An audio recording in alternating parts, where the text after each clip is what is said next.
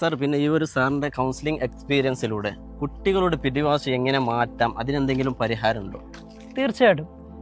പിടിവാശി എന്ന് പറയുന്നത് ഇന്ന് ഞാൻ എൻ്റെ കൗൺസിലിങ്ങിലും പേരൻറ്റിങ് സെഷനുകളിലും ഏറ്റവും കൂടുതൽ കേട്ടിട്ടുള്ള ചോദ്യമാണ്, എങ്ങനെ കുട്ടികളുടെ പിടിവാശി മാറ്റാം.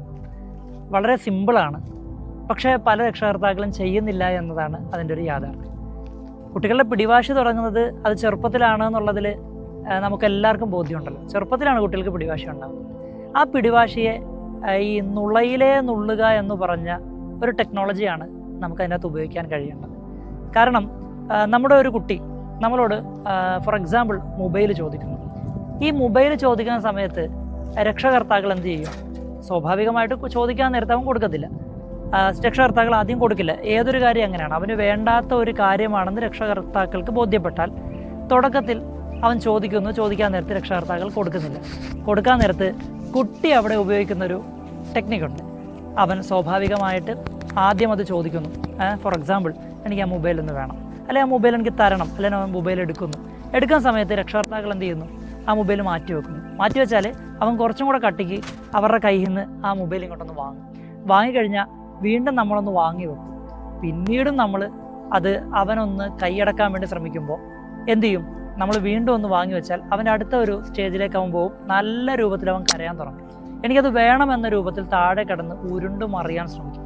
ഈ സമയത്ത് അവനോട് പറയാം, മോനെ ഇത് നിനക്ക് വേണ്ടതല്ല, ഈ പ്രായത്തിൽ നിനക്ക് വേണ്ടതല്ല, നിനക്ക് ആവശ്യമുള്ളതല്ല എന്നവന് ബോധിപ്പിച്ചു കൊടുക്കണം അവൻ്റേതായ ഭാഷയിൽ.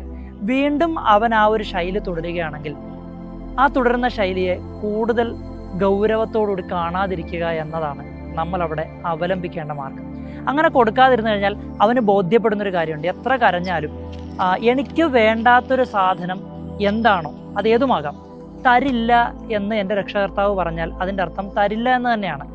ഏതൊരു കാര്യത്തിലേക്കും തുടർന്ന് അവൻ ചോദിച്ചു കഴിഞ്ഞാൽ ഈ ഒരു സമീപനമാണ് രക്ഷകർത്താവ് തുടരുന്നതെങ്കിൽ, വേണ്ട കാര്യങ്ങൾ ചോദിച്ചാൽ കൊടുക്കണം കേട്ടോ, പക്ഷെ വേണ്ടാത്തൊരു കാര്യത്തിൽ ഈ സമീപനം തന്നെയാണ് രക്ഷകർത്താവ് തുടരുന്നതെങ്കിൽ അവൻ ഒരുപാട് കരയുന്നു, പെട്ടെന്ന് അവൻ എന്ത് ചെയ്യുന്നു? അവൻ വൈബ്രൻ്റ് ആകുന്നു, താഴെ കിടന്ന് ഉരുണ്ടുമറിയുന്നു, പല രൂപത്തിലുള്ള ചില രീതികൾ അവൻ അവലംബിക്കുന്നു. പക്ഷേ അതിലൊന്നും വീഴാതെ തുടർച്ചയായി അവനത് ചെയ്യുമ്പോൾ അത് തുടരട്ടെ എന്ന രൂപത്തിൽ തൻ്റെ സ്റ്റാൻഡിൽ നിൽക്കുന്ന ഒരു രക്ഷകർത്താവിനെ സംബന്ധിച്ചിടത്തോളം ഒരു കുട്ടി മനസ്സിലാക്കുന്ന ഒരു വലിയ പാഠം, എൻ്റെ രക്ഷകർത്താവ് എനിക്ക് വേണ്ടാത്ത സാധനം തരില്ല എന്ന് പറഞ്ഞാൽ തരില്ല എന്ന് തന്നെയാണ്.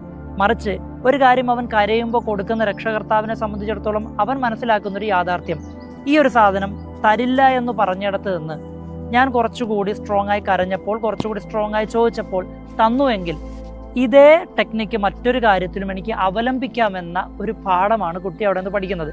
ഇത് തുടക്കത്തിലെ തന്നെ ആദ്യത്തെ 1-2 തവണ ബ്ലോക്ക് ചെയ്യാൻ കഴിഞ്ഞു കഴിഞ്ഞാൽ അവൻ വേണ്ടാത്ത വിഷയങ്ങളിൽ കൂടുതൽ ഇടപെടുകയോ പ്രശ്നങ്ങൾ ഉണ്ടാക്കുകയോ ചെയ്യുന്നില്ലെന്ന് മാത്രമല്ല, പക്വമായ സമീപനം അവൻ മറ്റുള്ള കാര്യങ്ങൾ സ്വീകരിക്കുമെന്നതാണ് എൻ്റെ കഴിഞ്ഞകാല അനുഭവങ്ങൾ.